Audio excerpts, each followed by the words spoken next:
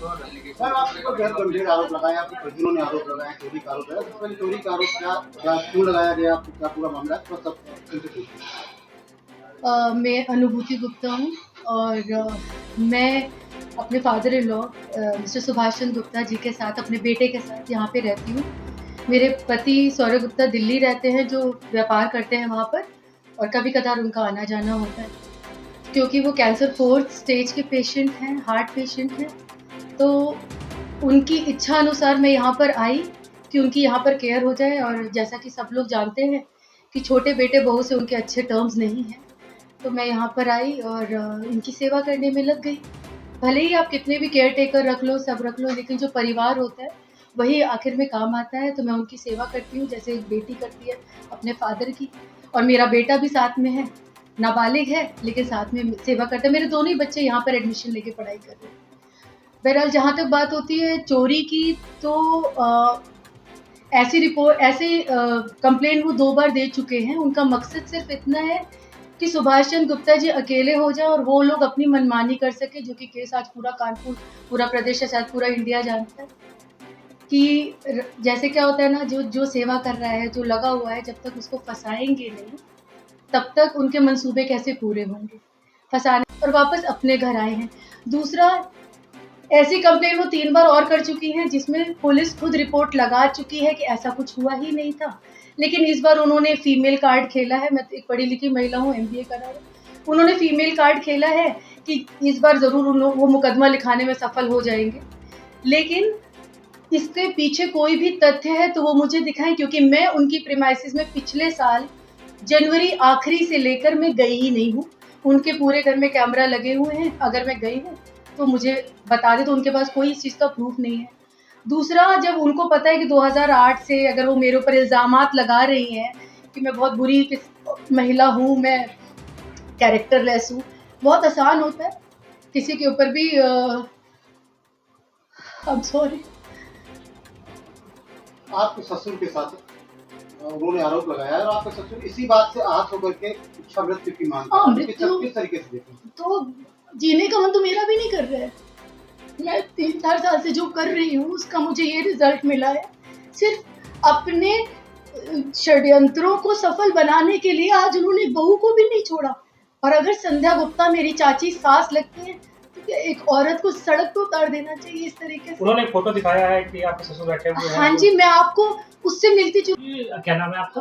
सुभाष चंद्र गुप्ता। बाबू जी, किस तरीके का आरोप लग रहा है? आप आखिर क्यों इच्छा मृत्यु की मांग कर रहे हैं? इसलिए कर रहा, मैं कैंसर पीड़ित व्यक्ति हूँ और मेरी उम्र 76 साल की है, जिसकी वजह से मेरी बहू जो सेवा करती है बड़ी वाली अनुभूति गुप्ता, जब उस लड़की के ऊपर, मेरी बहू के ऊपर ऐसे गंदे आरोप लगेंगे तो मैं इच्छा मृत्यु के अलावा क्या करूँगा, बताइए।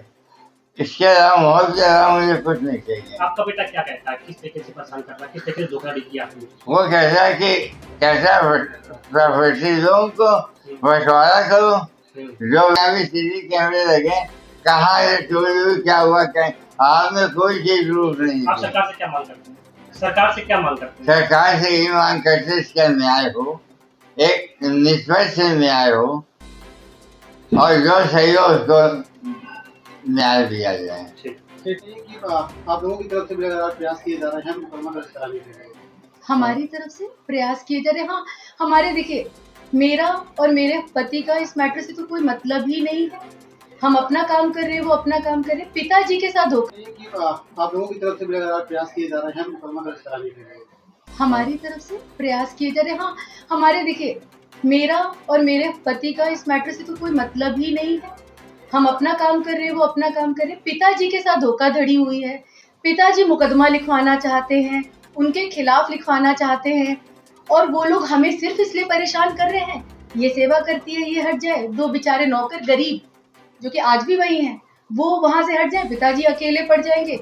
वो मानसिक रूप से, सामाजिक रूप से, फाइनेंशियली इतने ज्यादा उनकी स्थिति खराब हो जाए कि अपने मंसूबों में कामिल हो जाए। और बाकी आप लोग की अभी तक आपकी लोग की एफआईआर क्यों नहीं लिखी जा रही है?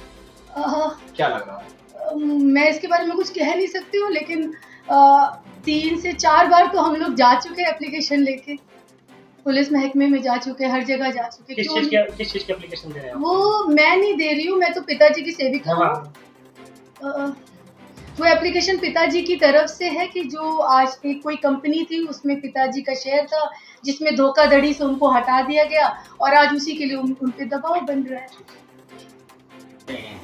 जो हमने इनको शामिल किए रखे तो 76 लाख करोड़ का, तो हाँ समझा सेवा करे हम आपको होते हैं। आज सेवा के नाम पे कुछ नहीं कर दो। उनको दिक्कत क्या आ रही है? कहाँ क्या समस्या है? दिक्कत ये है कि क्या के कार्यक्रम निभा रहे हैं। कौन घूमा? राम ने प्रोफेसर डिस्कूल की लेना वो आगे के कार्यक्रम निभा लोगों को तो क्या वो भूमाफिया आप लोग को ही पसंद करते हैं? हमारे घर जो देखो हम कुछ हैं, कभी 4 आएंगे, कभी 8 आएंगे, कभी 10 आएंगे। कैमरे लगे क्या? ये भी आपके आगे तो डैडी ने फिर घर में बनाया, उसे दबाव बनाने के लिए कुछ अज्ञात लोग घर पे बुलाए। तो फिर पिताजी ने उसमें एप्लीकेशन दी कि घर में मतलब सुभाष चंद्र वो राजकुमार गुप्ता और आशीष गुप्ता के साथ 9-10 जितने भी लोग थे, हम तब दिल्ली में थे। 3 बार वो लोग आए। तो कभी 4, कभी 8, कभी 12। जब डैडी घर पे अकेले होते थे वो लोग आए अज्ञात